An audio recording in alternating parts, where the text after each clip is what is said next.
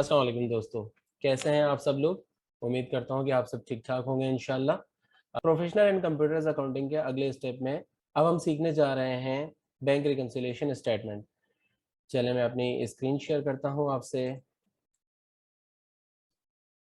Bank reconciliation statement, बुनियादी तौर पर बैंक रिकंसिलिएशन स्टेटमेंट क्यों बनाई जाती है।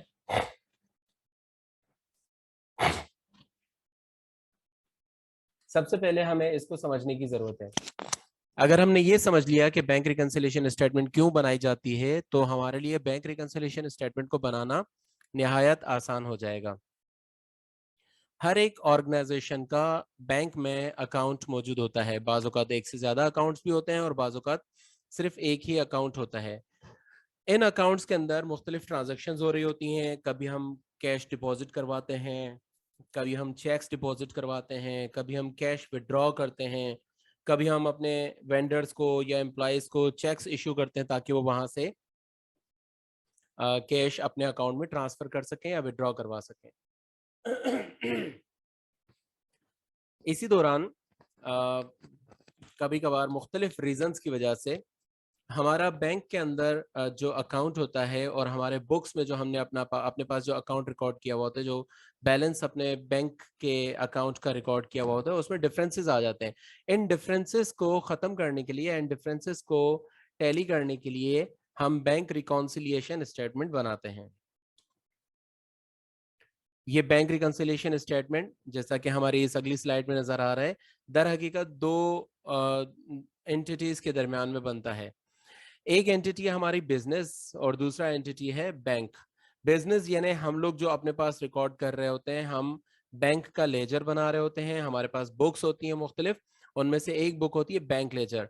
बाज़ औक़ात ये बुक फिजिकल भी हो सकती है और बाज़ औक़ात ये बुक नॉन फिजिकल यानी आपके पास सॉफ्टवेयर में भी बैंक लेजर बन रहा होता है। बैंक लेजर में हम वो तमाम एंट्रीज रिकॉर्ड करते हैं, वो तमाम ट्रांजैक्शंस रिकॉर्ड कर रहे होते हैं अकाउंटिंग की, जो day to day business activities के दौरान हम अंजाम दे रहे होते हैं बैंक के थ्रू। मिसाल के तौर पर अगर हमने अपना कैश अपने बैंक में जमा करा दिया तो उसको भी हम बैंक लेजर में जमा रिकॉर्ड करेंगे। अगर हमने किसी को चेक इशू किया है तो उसे भी हम अपने बैंक लेजर में रिकॉर्ड करेंगे। इसके अलावा अगर हमने किसी से कैश लेना है और उसने हमें चेक दे दिया तो वो चेक हम अपने अकाउंट में जमा कराते हैं। इस तरह की तमाम ट्रांजैक्शंस हम अपने बैंक लेजर में रिकॉर्ड करते हैं। अच्छा, जो बैंक होता है, बैंक के पास हमारा अकाउंट होता है। अच्छा, यहाँ एक चीज को और समझते चलेंगे हम कि हमारा जो बैंक है, यानी जब हम एज अ बिजनेस अपने पास जो बैंक लेजर हम मेंटेन कर रहे हैं, तो ये बैंक लेजर बेसिकली, ये जो बैंक लेजर है ये बेसिकली हमारा एसेट है। इसका नेचर ऑफ अकाउंट जो है वो एसेट है। क्यों? इसका रीजन ये है कि इस बैंक लेजर को या इस बैंक को या अपने बैंक अकाउंट या बैंक बैलेंस को हम उसी तरह से यूटिलाइज कर रहे होते हैं या यूज कर रहे होते हैं जैसे हम अपने कैश के बैलेंसेस को यूज कर रहे होते हैं। अगर किसी को कैश में पेमेंट देनी है तो हम उसको कैश में पेमेंट देने के बजाय हम उसे थ्रू चेक या थ्रू पे ऑर्डर पेमेंट कर देते हैं। ठीक है।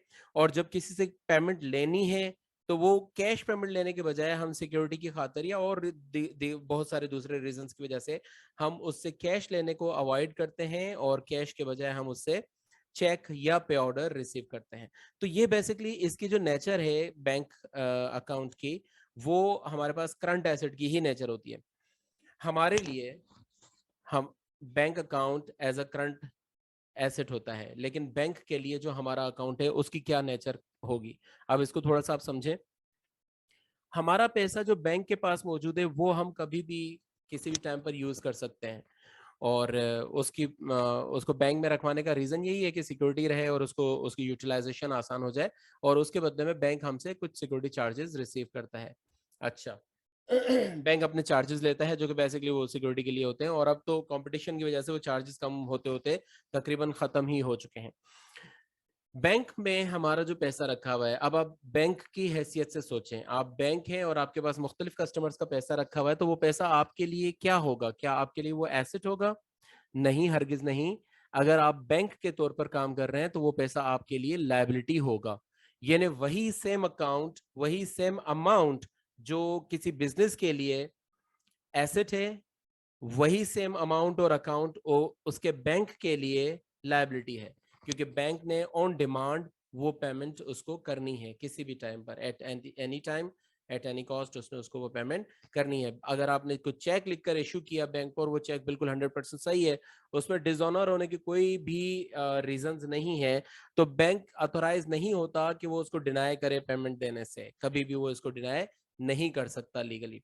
ओके, तो बैंक के लिए वो लायबिलिटी है। अच्छा, अब यहां पर एक और चीज देखें कि जो चीज हमारे लिए एसेट है, जब एसेट हमारा इंक्रीज होगा तो हम उसको डेबिट साइड पर रिकॉर्ड करते हैं, और जब एसेट हमारा डिक्रीज होता है तो हम उसको अपने पास अपने बुक्स में, अपने लेजर में क्रेडिट साइड पर रिकॉर्ड करते हैं। बैंक भी अपने पास मेंटेन कर रहा होता है ये तमाम बुक्स ऑफ अकाउंट्स, ठीक है, बैंक अपने पास तमाम अकाउंट्स के लेजर्स मेंटेन कर रहा होता है, लेकिन बैंक के लिए हम क्या हैं, हम लायबिलिटी हैं। तो बैंक के पास जब हमारी लायबिलिटी बढ़ेगी तो वो उसको क्रेडिट में रिकॉर्ड करेगा, और जब बैंक के पास हमारी लायबिलिटी डिक्रीज होगी तो वो इस ट्रांजैक्शन को डेबिट में रिकॉर्ड करेगा। अब इसको ऐसे समझ लें कि अगर मेरे पास 1 लाख रुपए कैश रखा हुआ है और कैश में से उठाकर मैंने अपने बैंक अकाउंट में जमा कर दिया है, तो इसका मतलब मेरा बैंक अकाउंट बढ़ गया, इंक्रीज हो गया, तो मैं इस ट्रांजैक्शन को बैंक में डेबिट साइड पर रिकॉर्ड करूंगा। बैंक के हैसियत से अब हम ट्रांजैक्शन को देखते हैं कि बैंक उसे कहां पर रिकॉर्ड करेगा। बैंक में हमारे अकाउंट में पहले पैसे कम थे, या लेट से कि जीरो थे। अब चूंकि हमने वहां पर 1 लाख रुपए जमा करा दिया है, तो बैंक की तरफ हमारी लायबिलिटी बढ़ गई। जब लायबिलिटी बढ़ गई तो बैंक उसी ट्रांजैक्शन को अपने पास क्रेडिट में रिकॉर्ड करेगा। देखा आपने डिफरेंस, वही ट्रांजैक्शन जिसको हम डेबिट में रिकॉर्ड कर रहे हैं, बैंक उसी ट्रांजैक्शन को क्रेडिट में रिकॉर्ड करेगा। जब हम कैश निकालेंगे उस अकाउंट से, लेट से हमने पहले 1 लाख रुपए जमा करा दिया है, अब हम उसमें से 20,000 रुपए निकाल रहे हैं, 20,000 जब हम उसमें से विड्रॉ कर रहे हैं, या किसी को हम चेक लिख कर दे रहे हैं कि जी जाएं आप हमारे बैंक में से ये निकाल लें पैसे, आप ले लें अपनी पेमेंट, ठीक है। तो उस सूरत में क्या हो रहा है कि हमारे अकाउंट में से जहां पहले 1 लाख रुपया था, अभी 20,000 रुपए निकल जाएंगे, तो हमारा अकाउंट 20,000 से रिड्यूस हो रहा है, कम हो रहा है। तो इस ट्रांजेक्शन को, क्योंकि हम बीइंग एन एसेट उसको रिकॉर्ड करते हैं, तो हम इस ट्रांजेक्शन को रिकॉर्ड करेंगे क्रेडिट साइड पर, क्योंकि एसेट जब रिड्यूस होता है, एसेट जब डिक्रीज होता है, तो क्रेडिट साइड पर रिकॉर्ड होता है। अच्छा, अब यही ट्रांजैक्शन देखें कि बैंक कहां पर रिकॉर्ड करेगा। बैंक जब हमारे अकाउंट से 20,000 रुपए निकालकर हमें या जिसको भी हमने चेक लिख कर दिया है उसे दे देगा, तो बैंक इस ट्रांजैक्शन को रिकॉर्ड करेगा अपने पास क्रेडिट साइड पे। क्यों, सॉरी, डेबिट साइड पे रिकॉर्ड करेगा, क्योंकि बैंक के लिए हम लायबिलिटी हैं, और लायबिलिटी जब डिक्रीज होती है तो उसको डेबिट साइड पर रिकॉर्ड किया जाता है। अब इसको आसानी से समझने के लिए आप इस तरह से जहन में याद रख लें कि जब भी जो ट्रांजैक्शन हम डेबिट साइड पर रिकॉर्ड करेंगे, बैंक उसको क्रेडिट साइड पर रिकॉर्ड करता है, और जिस ट्रांजैक्शन को हम क्रेडिट साइड पर अपनी बुक्स ऑफ अकाउंट्स में या अपने बैंक लेजर में हम क्रेडिट साइड पर रिकॉर्ड करते हैं, बैंक उसको अपनी बुक्स ऑफ अकाउंट्स में डेबिट साइड पर रिकॉर्ड करेगा। बिल्कुल अपोजिट चल रहा होता है। ओके जी, बैंक रिकंसिलिएशन बनाने के लिए बिजनेस की तरफ से हमारे पास आता है बैंक लेजर, और बैंक की तरफ से हमारे पास आता है बैंक स्टेटमेंट, जो कि बेसिकली बैंक का लेजर होता है हमारे अकाउंट का, जो कि बैंक हमारे अकाउंट का लेजर अपने पास मेंटेन कर रहे हैं, उसकी कॉपी होती है, जो कि बैंक स्टेटमेंट कहलाती है। इन दोनों को हम टैली करते हैं, जो एरर्स होती हैं बैंक लेजर में उनको यहाँ पर एडजस्ट करते हैं, जो एरर्स होती हैं बैंक स्टेटमेंट में उनको उस तरफ एडजस्ट करते हैं, और इन दोनों को रिकंसाइल करके हम एक सर्टेन अमाउंट पर पहुंच जाते हैं। अच्छा जी, बैंक रिकंसिलिएशन की किस तरह की शक्ल होती है, अब इसको समझते हैं थोड़ा सा। इससे पहले हम जरा ये देख लें थोड़ा सा और मजीद इसको समझ लें कि बैंक रिकंसिलिएशन क्या होता है। देखें, ये हमारा बैंक है, बैंक स्टेटमेंट हमारा बैलेंस बता रहा है $1,760, ठीक है। ये हमारा बिजनेस है लेफ्ट साइड पर, और बिजनेस में जो हमारी कैश बुक में बैंक बैलेंस है वो हमें बता रहा है कि हमारा बैलेंस है $1,500, ठीक है। डिफरेंस आ गया $260। अब ये डिफरेंस को हम टैली करते हैं कि ये डिफरेंस क्यों आ रहा है बैंक के अकाउंट्स में, बैंक के बुक्स में, और हमारी बुक्स में ये डिफरेंस क्यों आ रहा है। जब हम इसको इस क्यों को हल कर देते हैं तो ये हमारा बैंक रिकंसिलिएशन स्टेटमेंट बन जाता है। ओके, यहां ये याद रखें कि बैंक रिकंसिलिएशन स्टेटमेंट कोई कंपलसरी स्टेटमेंट नहीं है, यानी जिस तरह हमारे पास फाइनेंशियल स्टेटमेंट में 5 बुक्स ऑफ अकाउंट्स हम बनाते हैं and these are all compulsory books of accounts, इस तरह से बैंक कोई कंपल्सरी बुक ऑफ अकाउंट नहीं है। ये हम अपनी सहूलत के लिए और अपना अपडेटेड बैलेंस चेक करने के लिए हम बना रहे होते हैं। इसके अलावा कहीं इसको सबमिट कराने की जरूरत, यानी किसी आउटर यूजर को इसे सबमिट कराने की जरूरत नहीं होती है। बैंक रिकंसिलिएशन की डेफिनेशन हम देखते हैं।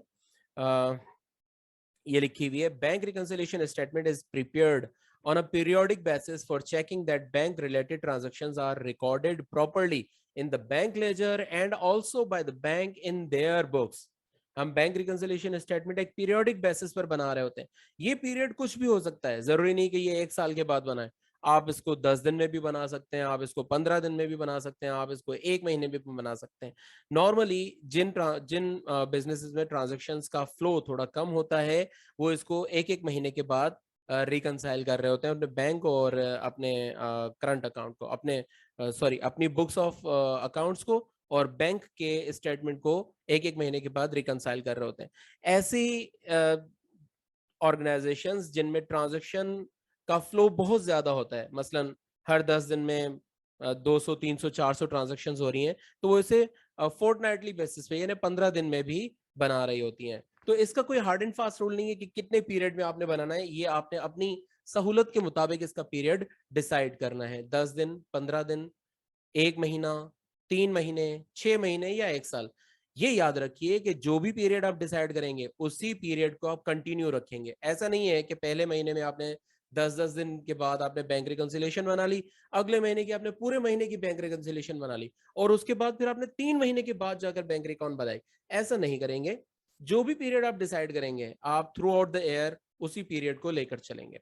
ओके, आगे लिखा है, bank reconciliation statement helps to detect errors in recording transactions and determining the exact bank balance as on a specified date। किसी भी एक सर्टेन डेट पर आप तमाम एरर्स वगैरह उसको रिकंसाइल करके सही करके और एक सर्टेन अमाउंट आपको पता लग जाता है कि जी एक्चुअली में आपका आपके अकाउंट में कितना बैलेंस रखा हुआ है जो कि आप यूज कर सकते हैं। बैंक रिकंसिलिएशन की 2 किस्में होती हैं। पहली होती है रिपोर्ट फॉर्म। इसमें क्या होता है कि बैंक रिकंसिलिएशन स्टेटमेंट शुरू होती है बैंक बैलेंस से, ठीक है, या जो हमारा कैश बैलेंस होता है, कैश बुक के अंदर जो हमारा बैलेंस होता है उससे हम शुरू करते हैं और इसको फिर जाकर हम एंड करते हैं जो बैंक स्टेटमेंट में हमारा जो बैलेंस होता है उस पे जाकर हम एंड करते हैं और वो टैली होता है, ठीक है। अगर टैली ना हो तो इसका मतलब कहीं ना कहीं ट्रांजेक्शन हमारी मिसिंग है। ये हमारी रिपोर्ट फॉर्म है, इसको आगे हम मजीद डिटेल से पढ़ेंगे। देखें, यहाँ पर हमारे पास इसका एक फॉर्मेट दिया हुआ है रिपोर्ट फॉर्म का। देखिए, सबसे ऊपर कंपनी का नाम आ गया, फिर बैंक रिकंसिलिएशन स्टेटमेंट हेडिंग आ गई, उसके बाद फिर किस डेट पर आप बना रहे हैं वो डेट आ गई, ठीक है। पार्टिकुलर्स में सबसे पहले आपके पास बैलेंस है इस पर बैंक स्टेटमेंट। बैंक स्टेटमेंट का क्या बैलेंस है वो आपने लिख दिया। उसके बाद जो एडिशंस हैं लाइक अनप्रेजेंटेड चेक्स इसमें ऐड हो जाएंगे, डिपॉजिट इन ट्रांजिट्स इसमें ऐड हो जाएंगे, चेक्स इन हैंड इसमें ऐड हो जाएंगे, डायरेक्ट पेमेंट्स इसमें ऐड हो जाएंगी, बैंक चार्जेस इसमें ऐड हो जाएंगे। और फिर डिडक्शंस क्या क्या हैं, अनक्लियर्ड चेक्स, वो चेक्स जो अभी तक क्लियर नहीं हुए, चेक्स इन हैंड, वो चेक्स जो हमने बना तो दिए लेकिन अभी तक हमारे पास ही रखे हुए हैं, हमने इश्यू नहीं किए। डायरेक्ट डिपॉजिट्स भी इसके अंदर लेस हो जाएंगे और बैंक प्रॉफिट्स भी इसमें से लेस हो जाएंगे और फिर हमारे पास जाकर बचेगा balance as per cash book, ठीक है। ये रिपोर्ट फॉर्म कहलाती है बैंक रिकंसिलिएशन स्टेटमेंट। दूसरी फॉर्म होती है कंपैरेटिव फॉर्म। इसमें हम कंपेयर कर रहे होते हैं, पैरेलली कंपेयर कर रहे होते हैं अपने कैश बुक के बैलेंस को, यानी कैश बुक की बैंक साइड के बैलेंस को और बैंक स्टेटमेंट के बैलेंस को हम पैरेलली लेकर चल रहे होते हैं और कंपेयर कर रहे होते हैं। फिर दोनों तरफ जो चीजें ऐड होनी होती हैं ऐड कर देते हैं, जो चीजें लेस होनी होती हैं वो लेस कर देते हैं और आखिर में हमारे पास दोनों का एक एडजस्टेड बैलेंस आ जाता है जो कि एक्चुअल बैलेंस होता है जो हम यूज कर सकते हैं, ठीक है। अच्छा, ये मैंने क्या कहा कि जो एक्चुअल बैलेंस होता है हम यूज कर सकते हैं जिसको, ये मैं आपको यहां पर समझाता हूं। देखिए, हमने एक स्लाइड यहां देखी थी, ये वाली।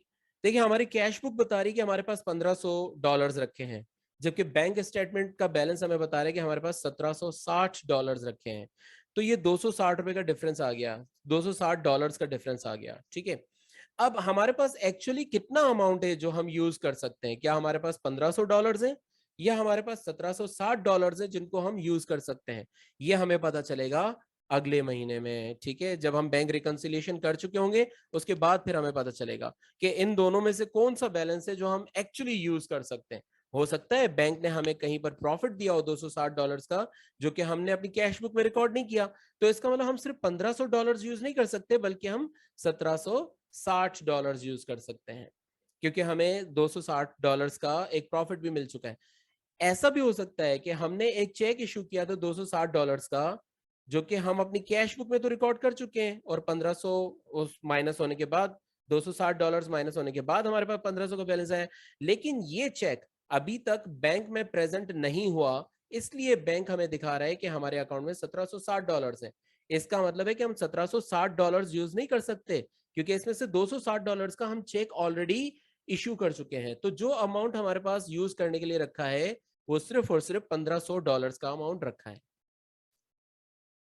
चलें, अब हम comparative form of bank statement देखते हैं। देखें, इसमें ऊपर तो वही तीनों हेडिंग्स आ गई, उसके बाद हम देख रहे हैं कि पार्टिकुलर्स है, पार्टिकुलर्स में पासबुक और कैश बुक। पासबुक कहते हैं बैंक स्टेटमेंट को, बैंक स्टेटमेंट को जो जो हम बैंक से मंगवाते हैं उनका लेजर, उसे हम कहते हैं पासबुक। और कैश बुक बैलेंस, ये तो हमारे कैश बुक का बैलेंस होता है। इसमें फिर हम एडिशंस देखते हैं कि बैंक बैलेंस के अंदर क्या क्या एडिशंस हो रही हैं। अनक्लियर्ड चेक्स हम बैंक पासबुक के अंदर ऐड कर देंगे, डिपॉजिट इन ट्रांजिट पासबुक के अंदर ऐड कर देंगे। अच्छा, ये क्या चीजें होती हैं उनको हम आगे डिस्कस करेंगे कि ये अनक्लियर्ड चेक्स क्या होते हैं, डिपॉजिट इन ट्रांजिट क्या होते हैं, इनको हम आगे चल के डिस्कस करेंगे। और अगर कोई अदर ट्रांजेक्शन होगी तो उनको भी हम पासबुक के अंदर ऐड कर देंगे। इसी तरह फिर हम एडिशंस देखेंगे कि कैश बुक में क्या क्या एडिशंस हो रही हैं, like direct deposit cash book में ऐड कर देंगे, बैंक प्रॉफिट्स कैश बुक में ऐड कर देंगे, अदर्स अगर कोई चीजें हैं तो वो भी हम बैंक बुक में, सॉरी, कैश बुक में ऐड कर देंगे। इसके बाद फिर हम देखते हैं डिडक्शंस। अनप्रेजेंटेड चेक्स डिडक्ट हो जाते हैं, ठीक है, और पासबुक से डिडक्ट हो जाते हैं, और कुछ और ट्रांजेक्शन्स होती हैं वो भी पासबुक से डिडक्ट हो जाती हैं। फिर हम देखते हैं कि deductions from cash book, sorry यहाँ बैंक बैलेंस लिखा है, ये बेसिकली बैंक बैलेंस नहीं बल्कि कैश बैलेंस है, ठीक है। तो बैंक चार्जेस जो कि बैंक ने हमें चार्ज कर दिए हैं लेकिन हमने अभी तक उनको रिकॉर्ड नहीं किया, तो अब हम यहाँ से उनको माइनस कर देंगे। उसके बाद फिर अगर कोई डायरेक्ट पेमेंट्स हैं तो वो भी माइनस कर देंगे। लाइक अगर हमने बैंक को इंस्ट्रक्शन दी हुई है कि जी हर महीने हमारे अकाउंट में से इतने अमाउंट आप हमारे फलाने अकाउंट में डाल दिया करें, तो वो डायरेक्ट पेमेंट्स हो जाती हैं, ठीक है। वो अगर हम अपने पास रिकॉर्ड करना भूल गए हैं तो बैंक को तो एक इंस्ट्रक्शन गई हुई है, वो ऑटोमेटेड बेसिस पे उसको ट्रांजैक्ट कर देता है, ठीक है।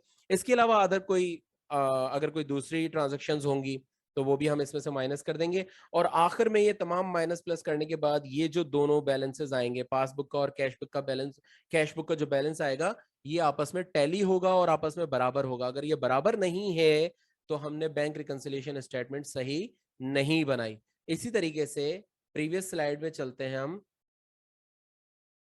यहाँ पर जो स्टेटमेंट फॉर्म है, स्टेटमेंट फॉर्म में भी जो बैंक स्टेटमेंट का बैलेंस है और आखिर में हमारे पास जो कैश बुक का बैलेंस आ रहा है, ये दोनों भी आपस में टैली होने चाहिए। अगर ये आपस में टैली नहीं है, आपस में बराबर नहीं है, तो हमारी बैंक रिकंसिलिएशन स्टेटमेंट गलत बन गई है, हमने कहीं ना कहीं कोई मिस्टेक कर दी है। अब आगे चलते हैं। डिसएग्रीमेंट के जो कॉमन रीजंस होते हैं वो क्या रीजंस होते हैं कि जिसकी वजह से हमारी बैंक स्टेटमेंट और हमारी जो बैंक लेजर है वो दोनों आपस में डिफरेंस होते हैं, ठीक है। उनके दरमियान जो डिफरेंसेस आते हैं, जो डिसएग्रीमेंट्स होते हैं, उनके कॉमन रीजंस क्या क्या होते हैं। नंबर एक, checks deposited but not yet cleared by the bank. हमारे किसी कस्टमर ने हमें एक चेक दिया था, वो चेक हमने अपने अकाउंट में डिपॉजिट कर दिया है, लेकिन वो डिपॉजिट अभी क्लियरिंग प्रोसेस में है। अभी तक बैंक ने, जब तक वो चेक क्लियर होकर नहीं आएगा, हमारे अकाउंट में उसको डिपॉजिट नहीं किया जाएगा, ठीक है। तो ये कहलाते हैं अनक्लियर्ड चेक्स, ठीक है। दूसरा reason, cheques issued to vendors, customers, employees but they have not yet presented their cheques into bank. हमने चेक इशू कर दिए हैं अपने वेंडर्स को या अपने कस्टमर्स को या अपने एम्प्लॉइज को, लेकिन उन्होंने अभी तक अपने अकाउंट में जमा नहीं करवाए। मसलन मैंने अपने एक एम्प्लॉय को उसका सैलरी का चेक दे दिया, उसने चेक लेकर अपने पास रख लिया। मैंने जब चेक इशू कर दिया तो मैंने तो अपनी कैश बुक में या अपने बैंक लेजर में उसको प्रेजेंट कर दूंगा कि भाई मैंने ये चेक इशू कर दिया, मसलन 20,000 का एक चेक मैंने दे दिया। अब वो 20,000 में अपने पास से बैंक के लेजर में क्रेडिट कर दूंगा। जिस एम्प्लॉय को मैंने ये 20,000 का चेक दिया उसने कहा कि यार मुझे अभी पैसों की जरूरत नहीं है, मैं अगले महीने जाकर इसको अपने अकाउंट में डिपॉजिट कराऊंगा। ठीक है, तो ये चेक हमने इशू कर दिया है लेकिन अभी तक प्रेजेंट नहीं हुआ बैंक में, तो बैंक तो हमारे अकाउंट से माइनस नहीं करेगा जब तक वहां पर प्रेजेंट नहीं होता। ये कहलाते हैं अनप्रेजेंटेड चेक्स। दूसरा डिसएग्रीमेंट का रीजन हो गया। तीसरा डिसएग्रीमेंट का रीजन है कैश डिपॉजिट्स इन ट्रांजिट। मसलन अकाउंटेंट ने एक सर्टेन अमाउंट ऑफ कैश अपने कैशियर को दे दिया कि ये अमाउंट आप रखें और इसको जाकर बैंक में जमा करा दीजिएगा। आज 30 तारीख है और 30 तारीख को अकाउंटेंट ने अपने कैशियर को पैसे दिए कि ये जाकर जमा करा देना बैंक में। कैशियर ने कहा कि अभी तो, ऐसा होता है यूजुअली, हर ऑर्गेनाइजेशन में होता है, कैशियर ने ये कंसिडर किया कि आज तो टाइम गुजर चुका है बैंक का या गुजरने वाला है, मसलन दोपहर हो चुकी है, उसके बाद फिर अब बैंक जाना मुनासिब नहीं है किसी भी रीजन से, तो मैं इस अमाउंट को कल डिपॉजिट करा दूंगा, आज मैं इसको अपने पास तिजोरी में बंद करके रख देता हूं। ठीक है, ये कहलाता है डिपॉजिट इन ट्रांजिट। हमने अपने पास डिपॉजिट शो कर दिया है कि बैंक में हमने इतना अमाउंट जमा करा दिया, लेकिन बैंक में वो अमाउंट तब तक जमा नहीं होगा जब तक फिजिकली वहां पर जाकर जमा ना करवाया जाए। बैंक उस वक्त तक उस अमाउंट को हमारे अकाउंट में डिपॉजिट नहीं करेगा। तो ये कहलाते हैं कैश डिपॉजिट्स इन ट्रांजिट। उसके बाद आ गया bank charges, like federal excise duty हो गया, विद होल्डिंग टैक्स हो गया। जब आप 50,000 से अबव कोई अमाउंट कैश करते हैं तो उस पर विद होल्डिंग टैक्स लगता है। इसके अलावा चेक बुक के चार्जेस और मुख्तलिफ चार्जेस होते हैं जो कि बैंक अपने एंड पर काट लेता है हमारे अकाउंट से डायरेक्टली। हमें वो तब पता चलता है जब हम बैंक स्टेटमेंट मंगवाते हैं महीने के आखिर में, या जो भी हमारा टेन्योर है, 10 दिन का है, 15 दिन का है, 3 महीने का है, जो भी हमारा एक ड्यूरेशन है, जब हम बैंक रिकंसिलेशन बनाते हैं नॉर्मली एक एक महीने का टेन्योर रखा जाता है। तो महीने के बाद जब हम बैंक स्टेटमेंट मंगवाते हैं तो हमें पता चलता है ओहो ये 5,000 रुपए तो हमें बैंक चार्जेस लग चुके हैं, जिसमें फेडरल एक्साइज ड्यूटी है, जिसमें विद होल्डिंग टैक्स है, जिसमें कैश बुक के चार्जेस है और दूसरे दूसरे चार्जेस। तो जब हमें उसका पता लगता है कि ये अमाउंट हमें बैंक चार्जेस लग चुके हैं, तो अब हम इसको अपने पास रिकॉर्ड करते हैं। उससे पहले हमारे पास रिकॉर्ड नहीं हुए होते हैं। तो डिसएग्रीमेंट का एक रीजन ये भी होता है। ओके, एक और रीजन डिसएग्रीमेंट का ये होता है कि मसलन हमने चेक बना दिया है और बना के हमने चेक साइन वाइन करके वाउचर बना के अपने पास रख दिया है। ठीक है, जब वाउचर बन गया तो इसका मतलब है कि हमने अपने बैंक लेजर में उसको पोस्ट कर दिया है उस चेक को। लेकिन जिसके लिए हमने चेक बनाया, मतलब हमने अपने किसी कस्टमर को या अपने किसी वेंडर को या अपने किसी एम्प्लॉय को देने के लिए वो चेक बनाया है, वो चेक अभी तक लेने के लिए आया नहीं है, या हमने फॉर सम रीजंस उस चेक को अभी ऑन होल्ड रखा हुआ है। मसलन हमारा एक वेंडर है, उसने कहा कि जी आप एडवांस पेमेंट देंगे, तो हमने कहा ठीक है हम आपको एडवांस पेमेंट देंगे, हम आपका चेक बना देंगे, लेकिन जिस दिन आप हमें 50% ऑफ आवर ऑर्डर सप्लाई करेंगे उस दिन हम आपको वो टोटल 100% एडवांस पेमेंट दे देंगे। ठीक है, तो उन्होंने अभी तक लाइक 50% ऑर्डर सप्लाई नहीं किया। फॉर एग्जाम्पल उन्होंने अभी तक सिर्फ 30% ऑर्डर सप्लाई किया है, तो हम उनका चेक अभी उनको नहीं देंगे, ये चेक हम ऑन होल्ड रखेंगे। ठीक है, इस तरह के चेक्स कहलाते हैं चेक्स ऑन होल्ड या चेक्स इन हैंड। ठीक है, ये हमारे बैंक लेजर से तो निकल चुके हैं लेकिन बैंक अकाउंट में से नहीं निकले, इसलिए बैंक स्टेटमेंट के अंदर रिफ्लेक्ट नहीं होंगे। इसके अलावा कुछ क्लरिकल एरर्स भी होती हैं। मसलन बैंक के जो क्लर्क्स बैठे हुए हैं उनको हमने चेक इशू किया 5,000 रुपए का और उन्होंने बाय मिस्टेक उसको 50,000 पोस्ट कर दिया, या हमने चेक इशू किया 50,000 का, उन्होंने अपने पास 5,000 का पोस्टिंग कर दी।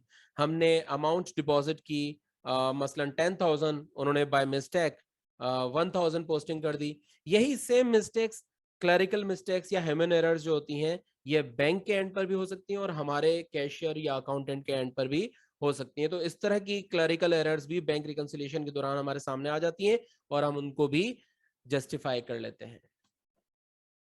ओके जी, अब स्टेप्स क्या हैं बैंक रिकंसिलिएशन बनाने के? आपके पास स्टेप्स क्या हैं? देखिए आपके पास दो, सबसे पहले तो आपके पास दो किस्म के बुक्स होंगी। एक, आपके पास आपका अपना बैंक लेजर होगा, एक डॉक्यूमेंट होगा आपके पास आपका अपना बैंक लेजर। दूसरा डॉक्यूमेंट आप बैंक स्टेटमेंट मंगवाएंगे बैंक वालों से, ठीक है।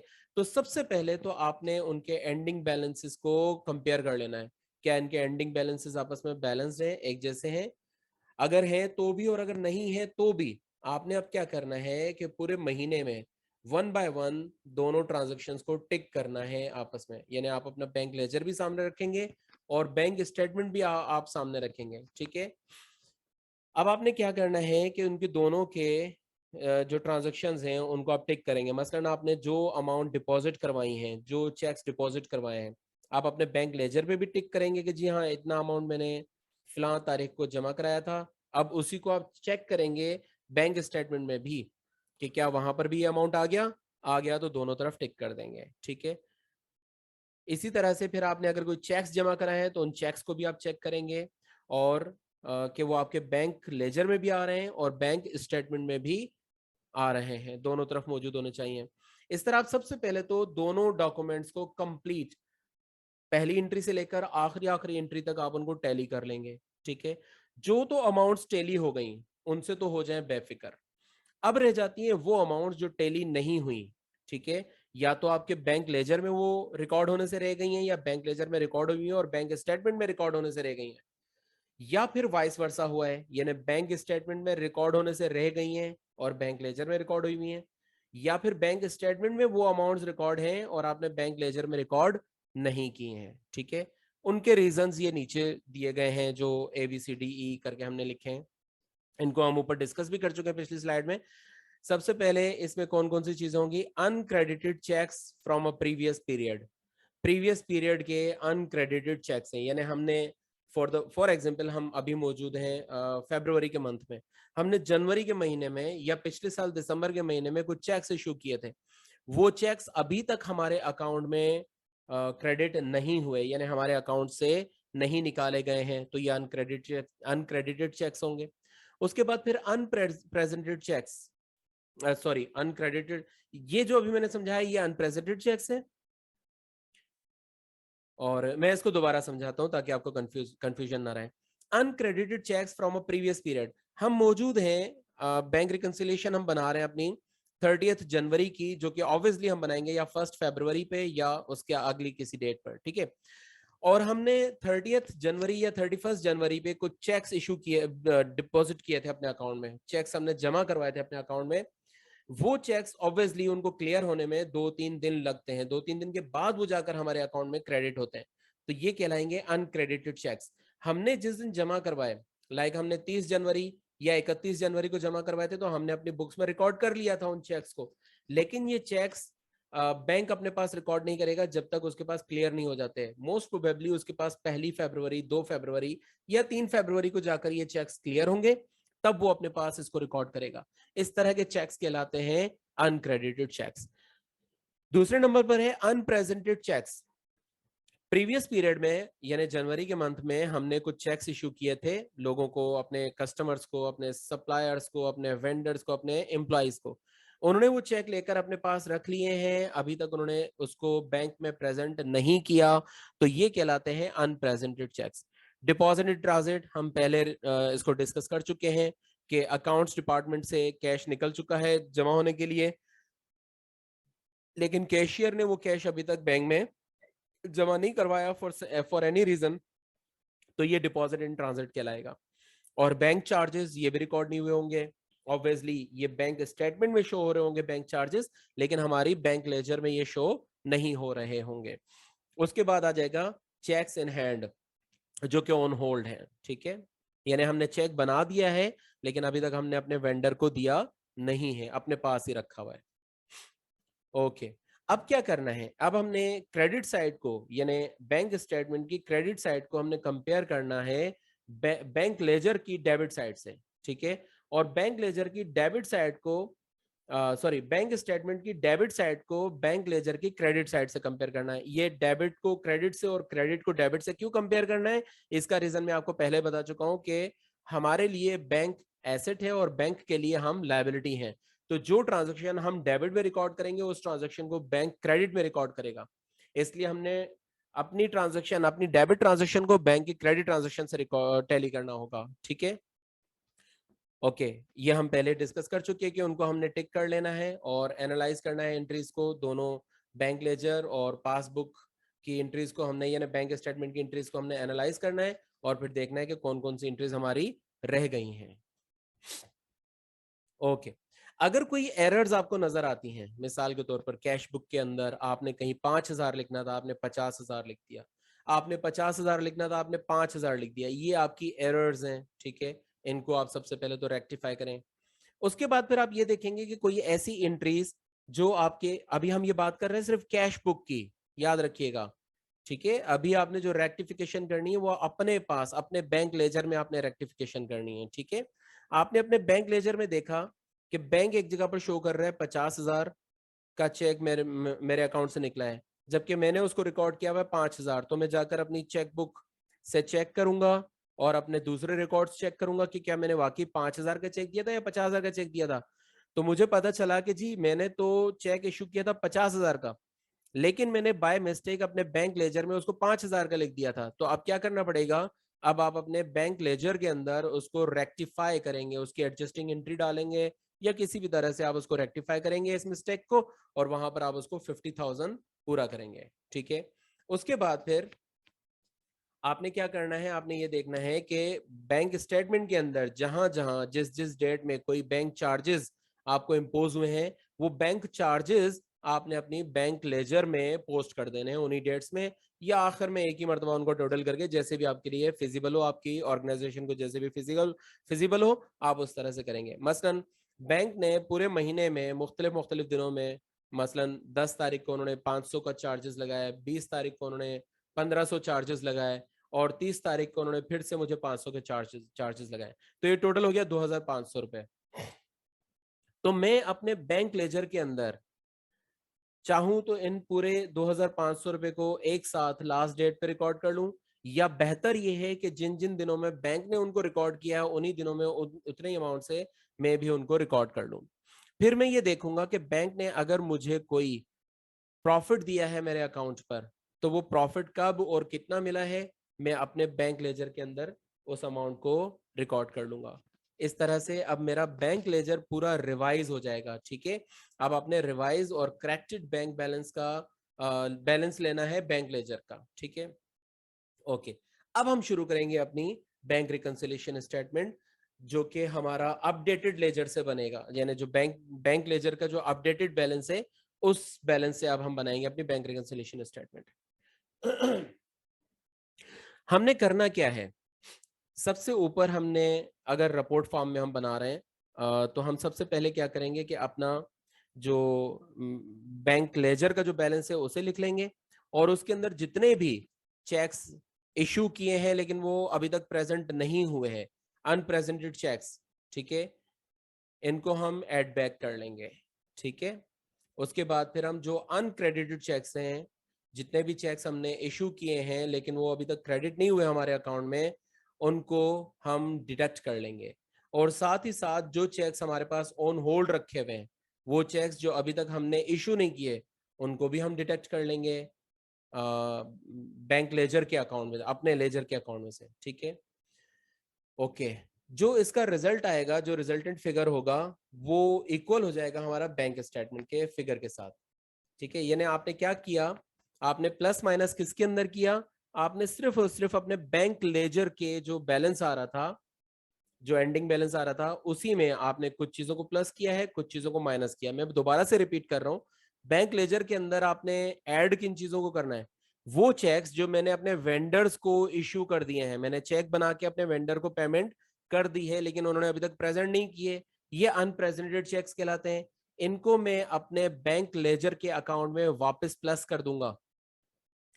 वो चेक्स जो मैंने बना लिए हैं लेकिन अभी तक इशू नहीं किए, और वो चेक्स मेरे पास चेक्स इन हैंड है या चेक्स ऑन होल्ड हैं, उनको मैं माइनस कर दूंगा इस अमाउंट में से, ठीक है। और वो चेक्स जो मैंने बैंक में, जो मुझे मेरे वेंडर्स ने दिए थे और मैंने अपने बैंक अकाउंट में जमा करा दिए लेकिन अभी तक वो क्रेडिट नहीं हुए, यानी अभी तक क्लियरिंग प्रोसेस में है वो चेक्स, उनके अमाउंट्स को मैं माइनस कर दूंगा, ठीक है। जब ये सारी प्लस माइनस में कर लूंगा तो जो एंडिंग बैलेंस आएगा, जो रिजल्टिंग जो फिगर आएगी, वो फिगर लाजमी लाजमी बैंक स्टेटमेंट से मैच कर रही होगी। This is so simple. Bank reconciliation statement हमें जितना मुश्किल लगता है ये उतना मुश्किल है नहीं, ये बहुत सिंपल है, इतना ही सिंपल है जितना आपने अभी अभी इसको सुना है। ठीक है, इससे ज्यादा कुछ मुश्किल नहीं है। हाँ, गलतियां जहां आप करेंगे, जहां पर आप मसलन अनक्रेडिटेड चेक्स आपके 1 लाख रुपए के हैं लेकिन आपने माइनस कर दिए सिर्फ 90,000 के, तो वो डिफरेंस आ जाएगा। ठीक है, चेक्स इन हैंड आपके पास रखे हुए हैं, चेक्स ऑन होल्ड आपके पास रखे हुए हैं 50,000 रुपए के, लेकिन आपने माइनस कर दिए हैं 10,000 रुपए के, तो वो डिफरेंस आ जाएगा। अनप्रेजेंटेड चेक्स आपने सही से टैली नहीं किए कि कौन कौन से चेक्स मेरे प्रेजेंट हुए हैं या नहीं प्रेजेंट हुए, तो वहां पर डिफरेंसेस आ जाएंगे। अगर आपने प्रॉपरली इसको लेकर चला तो आपके कोई डिफरेंसेस नहीं आएंगे और आपकी बैंक स्टेटमेंट टैली हो जाएगी। ठीक है, अच्छा अब आ जाते हैं इस चीज पर। अभी तो हमने जो रेक्टिफिकेशन की, वो रेक्टिफिकेशंस की थी हमने अपने बैंक लेजर के अंदर, अपनी बुक्स ऑफ अकाउंट्स में। लेकिन अगर कोई ऐसी मिस्टेक हम देखते हैं जो बैंक स्टेटमेंट के अंदर मिस्टेक है, उसको हम क्या करेंगे? अगर बैंक ने कोई मिस्टेक की है, बैंक ने कोई गलती की है, तो हम बैंक को बताएंगे कि आपने ये गलती की है, इसको आप रेक्टिफाई करें, इसको आप अपने अकाउंट्स के अंदर सही करें, जस्टिफाई करें। ठीक है, अच्छा दूसरा पॉइंट लिखा है, in case the bank reconciliation statement begins with the debit balances as per the bank ledger. अगर हमारा बैंक लेजर डेबिट बैलेंस बता रहा है तो add all the amounts erroneously debited by the bank and deduct all the amounts erroneously credited by the bank. तो हम क्या करेंगे, वो तमाम अमाउंट्स जो बैंक ने गलती से डेबिट कर दिए थे उनको हम एड बैक कर देंगे, और वो तमाम अमाउंट्स जिनको बैंक ने गलती से क्रेडिट कर दिया था उनको हम माइनस कर देंगे अपने बैंक लेजर के बैलेंस में से। ठीक है, अच्छा यही अगर हमारा बैंक बैलेंस का लेजर नेगेटिव होगा, डेबिट की बजाय अगर क्रेडिट बैलेंस होगा, तो हम इसका वाइस वर्सा कर देंगे। ठीक है, यानी जितने भी हमारे बैंक ने जो जो अमाउंट बाय मिस्टेक एरियंसली उन्होंने डेबिट किए होंगे, तो अगर हमारा ओपनिंग बैलेंस क्रेडिट का होगा तो अब हम उसमें प्लस नहीं करेंगे बल्कि उसमें से माइनस कर देंगे, और वो तमाम अमाउंट जो बैंक ने गलती से क्रेडिट कर दिए हैं तो इनको अब हम माइनस नहीं करेंगे बल्कि प्लस कर देंगे। So this is it. हमारी जो थ्योरी है वो तो खत्म हो गई। नेक्स्ट क्लास में हम इसका एक छोटा सा प्रैक्टिकल करेंगे। मैं एक रियल लाइफ केस लेकर आऊंगा, आप लोगों को दिखाऊंगा और उसको हम सॉल्व करने की कोशिश करेंगे और देखेंगे कि ये कितना इजी है। ठीक है, अच्छा मीनवाइल अगर आप लोगों को कोई सवालात हों तो आप लोग पूछ सकते हैं। इसके अलावा अगर आप लोग अपनी ऑर्गेनाइजेशन की बैंक रिकंसिलिएशन बनाना चाहते हैं तो उसके लिए भी मैं हाजिर हूं। आप मुझसे पर्सनल पे कांटेक्ट करें, मेरा नंबर स्क्रीन पे शो हो रहा होता है, आप इस नंबर पे कांटेक्ट करें और मैं आपको गाइड करूंगा। आप खुद से बैठ के अपनी बैंक रिकंसिलिएशन बना लेंगे। अगर आपको किसी भी किस्म की कोई प्रॉब्लम आती है तो इंशाल्लाह वो प्रॉब्लम आपकी नहीं रहेगी। Thank you very much. आज के लिए इतना ही, मिलते हैं फिर इंशाल्लाह नेक्स्ट क्लास में। अपना बहुत सा ख्याल रखिएगा, मुझे दुआ में याद रखिएगा। अल्लाह हाफिज।